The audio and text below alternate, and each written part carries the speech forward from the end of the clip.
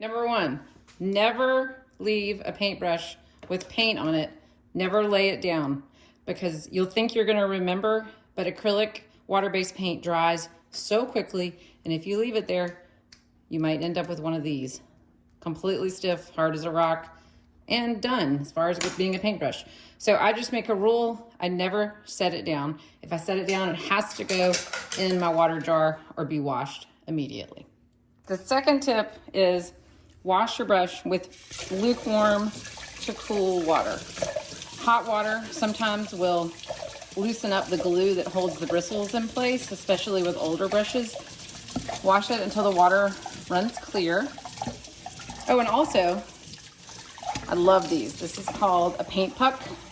You put it in the bottom and it sticks to the bottom of the glass jar or your water container, and it helps clean out your bristles to keep your nice brushes lasting a long time. Okay, and tip number 3 is always paint in the direction. Don't use the bristles against the way.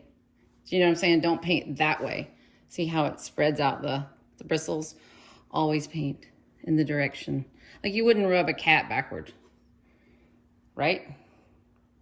Okay, have fun. Subscribe for more. Thanks.